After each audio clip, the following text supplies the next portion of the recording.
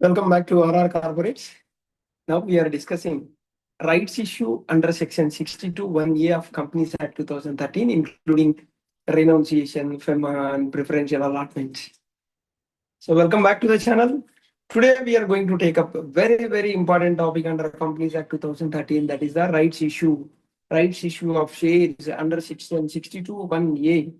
So this provision looks like a very simple, but in practice, it raises several questions like, do we need valuation report? Can the shares be renounced in favor of the outsiders? Or what happens if the shareholders renounce in favor of a new investor? So when does it become a preferential allotment? So how does FEMA apply when non-residents are involved? So in this video, I'll explain everything step-by-step professional, easy to follow manner. So with the examples and even board meeting notes and compliance checklists. So let us begin. We'll go into the provision. So legal foundation of the rights issue. Section 62 of Companies Act 2013 deals with the further issue of share capital. It provides three ways in which the company can issue fresh shares. What are those three ways? First is the rights issue, second is ESOPs, and third is preferential allotment. So the rights issue under Section 62 1A and the employee stock option scheme, that is ESOPs, under Section 62 1B, and preferential allotment under Section 62 1C. So then the rights issue, now we are focusing on rights issue. Right at the rights issue means that the company first offers a new shares to its existing shareholders in proportion to their current shareholding. So the key provisions are, the company must make an offer to every existing shareholder. Offer should be proportionate to the number of shares already held. So most importantly, each shareholder has a statutory right of renunciation, which means they can decline their entitlement and transfer it to another person. This is what the legal provision. Then what is the purpose of the rights issue? Why do companies go for rights issue?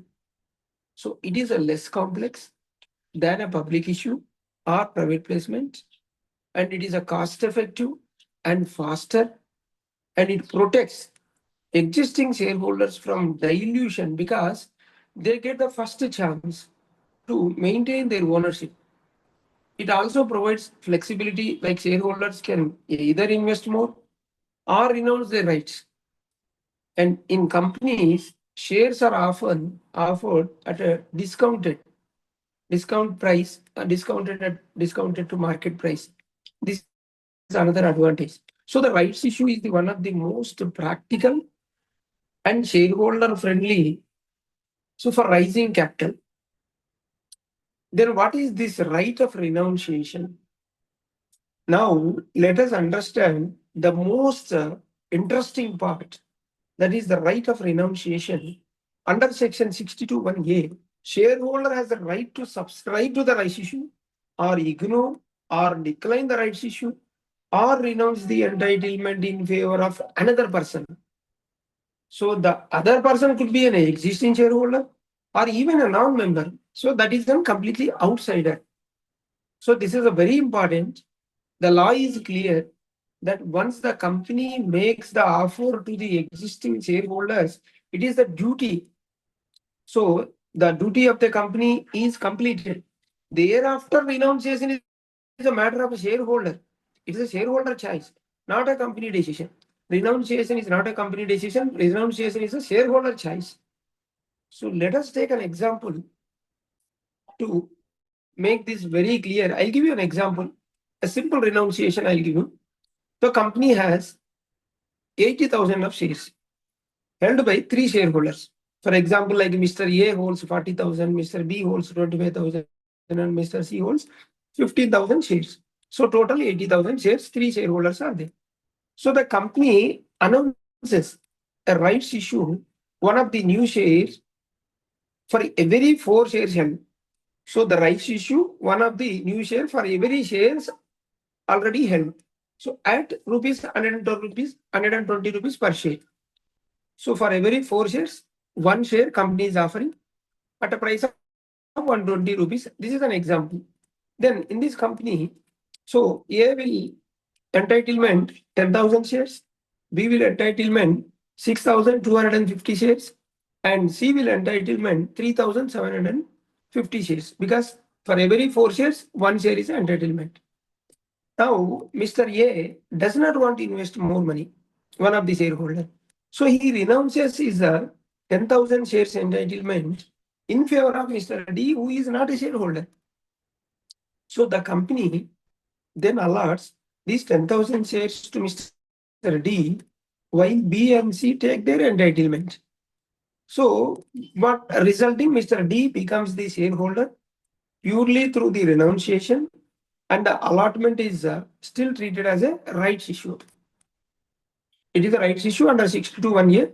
It is not a preferential allotment, because right and renunciation is the right of the shareholder. Then right versus preferential allotment, I'll explain. So now let us understand, let us compare with the preferential allotment under 62(1)(c). Preferential allotment covers under 62(1)(c). So rights issue offered to all existing shareholders, proportionate to their shareholding, valuation report not mandatory under the Companies Act, renunciation is permitted in favor of the outsider. This is what the rights issue. Then comes to preferential issue. Preferential allotment, shares are already offered to selected persons. It requires a special dissolution of shareholders. Valuation report is a mandatory under Rule 13 of the Company Share Capital and Debentures Rules 2014, and it cannot bypass compliance. Here the important note is, if the company itself tries to plan and dictate renunciation in favor of a particular investor or selected investor, the regulators may treat this as a preferential allotment, because company, if it is a pre-plan, and we'll see the FEMA angle also to the non-residents. When let us look at the foreign investment angle.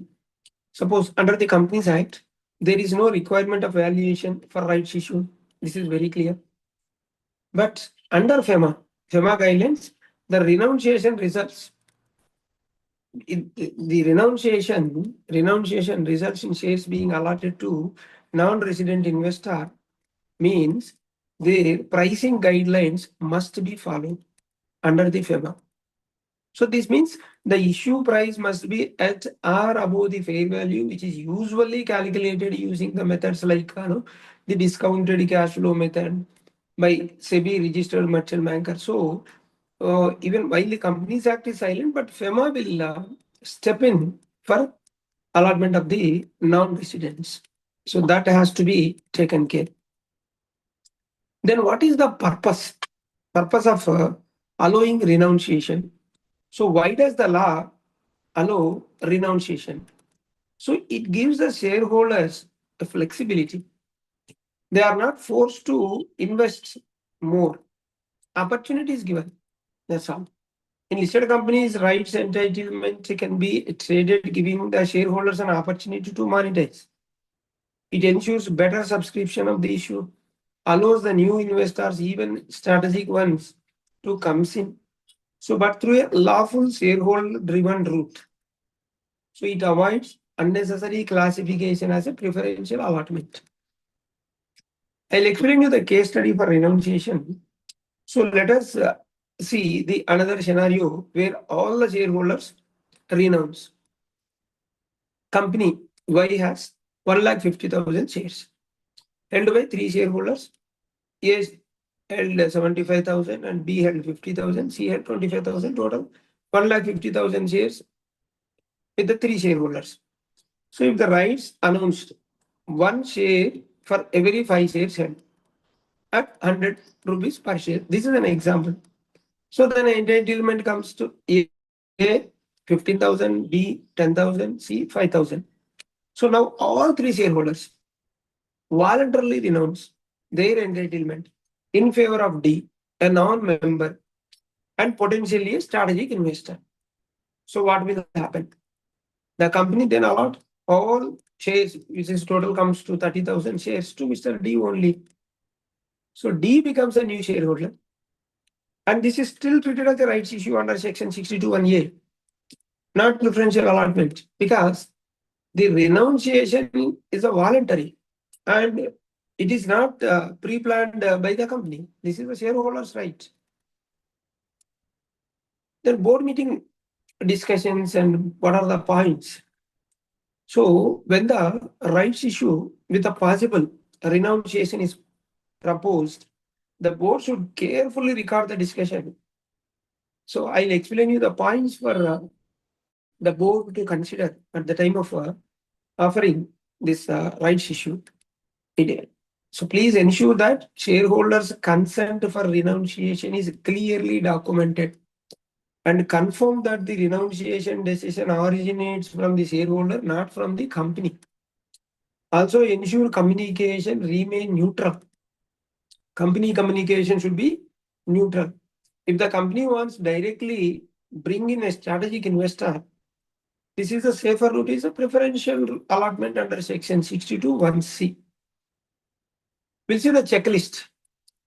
So the checklist for 62(1)(a) rights issue.